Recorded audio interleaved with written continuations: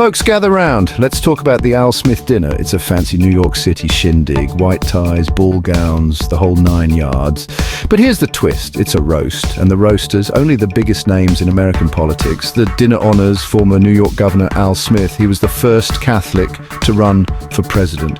Every year, the dinner raises millions for Catholic charities in New York.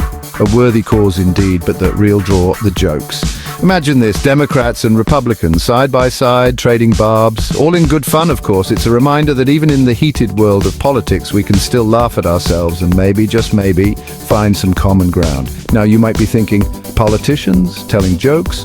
That's like watching paint dry, but trust me, folks, this dinner has a history of delivering the laughs. From JFK to Reagan to Obama, some of the most memorable moments in presidential campaign history have happened right here. So, buckle up. We're about to take a trip down memory lane exploring the history of this unique American tradition, the Al Smith dinner. Our story begins in 1945. World War II had just ended, America was ready to rebuild, and what better way to do it than with a fancy dinner? The first Al Smith dinner was a modest affair. No TV cameras, no Twitter hashtags, just a small group of New York's elite gathered to honor Al Smith and raise money for a good cause. But word got around. Year after year, the guest list grew. But the stakes got higher. And the jokes, well, let's just say they started to pack a punch. These early years were all about establishing the dinner's identity. It was a chance for New York's movers and shakers to rub elbows. It was a fundraiser for Catholic charities. And most importantly, it was a celebration of American democracy, warts and alts, and...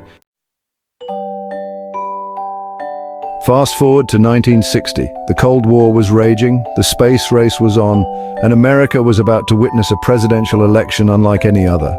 John F. Kennedy, a young, charismatic senator, was challenging the incumbent Vice President Richard Nixon. The two men couldn't have been more different. Kennedy was the picture of youthful optimism. Nixon, well, let's just say he wasn't known for his sense of humor. But at the Al Smith dinner, something magical happened. Both men loosened their ties, put on their best smiles, and proceeded to roast each other mercilessly. Kennedy, with his trademark wit, poked fun at Nixon's reputation for seriousness. Nixon, surprisingly, landed a few zingers of his own. The crowd roared with laughter. For one brief night, it seemed like the partisan divide had vanished. This event was a watershed moment for the Al Smith dinner. It showed that even in the midst of a tense election, humor could bring people together. And it cemented the dinner's status as a must-attend event for anyone who was anyone in American politics. Let's fast forward to 1984. Ronald Reagan, the great communicator, was running for re-election against Walter Mondale. The economy was booming. Morning in America was in full swing. Now Reagan was known for his charm and his quick wit. Mondale, on the other hand, was considered a bit more serious, some might even say dry. But at the Al Smith dinner, Mondale surprised everyone. He delivered a self-deprecating, hilarious set that had even Reagan roaring with laughter. Reagan, never one to be outdone, responded with his own brand of folksy humor. The crowd ate it up. That night, the Al Smith dinner reminded everyone that beneath the political differences, there was a shared humanity. It was a testament to the power of humor to bridge divides and bring people together. Section 5. The Bush-Dukakis roast-off. When jokes were actually funny, 1988. The 1988 election pitted George H.W. Bush against Michael Dukakis. Bush, the sitting vice president, was the clear favorite. Dukakis, the governor of Massachusetts, was the underdog. Now, political humor was a bit different back then. Less about sick burns and more about dad jokes. And folks, these dads came ready to play. Bush, known for his awkward charm, cracked jokes about his patrician upbringing. Dukakis, often seen as stiff and intellectual, poked fun at his own lack of charisma. The crowd loved it. It was a reminder that even in the heat of a campaign, you could still find a reason to chuckle and maybe, just maybe, appreciate the absurdity of it all. Section 6, Obama and Romney keeping it civil and hilarious in 2012. And fast forward to the age of Twitter and viral videos. The 2012 Al Smith dinner featured Barack Obama and Mitt Romney. Obama, known for his cool demeanor, was seeking a second term. Romney, the former governor of Massachusetts, was hoping to unseat him. The pressure was on. But both men rose to the occasion. Obama, with his trademark comedic timing, delivered one-liners that had the crowd howling. Romney, often criticized for being too stiff, surprised everyone with his self-deprecating humor. He even joked about his wealth, a topic that had been a point of contention during the campaign. The 2012 dinner was a reminder that even in a polarized political climate, humor could still find a place.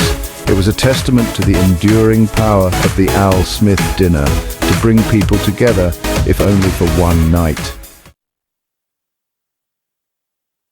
Section 7. Trump and Clinton when awkwardness took center stage, 2016. The 2016 election was, shall we say, unconventional.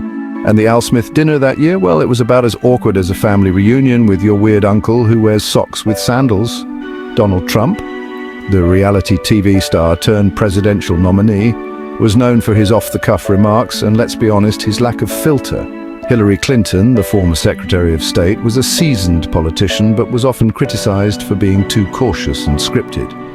The jokes at the dinner that year were tense. Some landed with a thud. Others elicited groans rather than laughter. The awkwardness was palpable. Even the normally unflappable Cardinal Dolan looked like he wanted to disappear into his soup. Look, I'm not saying it was a total disaster. There were a few moments of levity, but overall the 2016 Al Smith dinner felt less like a celebration of unity and more like a microcosm of the deep divisions in American society. Section 8. Biden and Trump, a night off from the campaign circus, 2020. The 2020 presidential election was like a root canal without anesthesia, painful and seemingly endless. But amidst the chaos, the Al Smith dinner provided a much-needed respite. Joe Biden, known for his folksy charm and occasional gaffes, was challenging incumbent Donald Trump. The dinner, usually held in person, was forced to go virtual due to the COVID-19 pandemic. Despite the unusual format, both candidates managed to deliver some decent jokes. Biden poked fun at his age and his tendency to ramble. Trump, well, he mostly stuck to his usual talking points, but even he cracked a smile or two. The virtual Al Smith dinner of 2020 wasn't exactly a laugh riot, but it was a reminder that even in the midst of a global pandemic and a contentious election, we could still find ways to connect and maybe, just maybe, share a laugh. Section 9, the Al Smith dinner today, still going strong after all these years. So, here we are in 2024. The Al Smith dinner is still going strong. It's still a star-studded affair, attended by politicians, celebrities and religious figures, and it's still raising millions of dollars for worthy causes. But the dinner is more than just a fancy fundraiser. It's a symbol of American democracy at its best. It's a reminder that even in a world of partisan gridlock and social media outrage, we can still come together and find common ground. Sure, the jokes aren't always funny, and sometimes the awkwardness is so thick you could cut it with a knife, but that's part of what makes the Al Smith dinner so special. It's a reminder that we're all human, even the people we disagree with most. Section 10. A legacy of laughs and unity, why the dinner matters. The Al Smith dinner is more than just a night of laughs and rubber chicken. It's a testament to the enduring power of humor to bring people together. It's a reminder that even in the most divided times, there's still room for civility, respect, and maybe even a little bit of self-deprecating humor. So, the next time you're feeling cynical about the state of American politics, remember the Al Smith dinner. Remember that even the most powerful people in the world can laugh at themselves. And remember that laughter, like charity, is a powerful force for good. And hey, if all else fails, just remember this: at least it's not another boring political speech.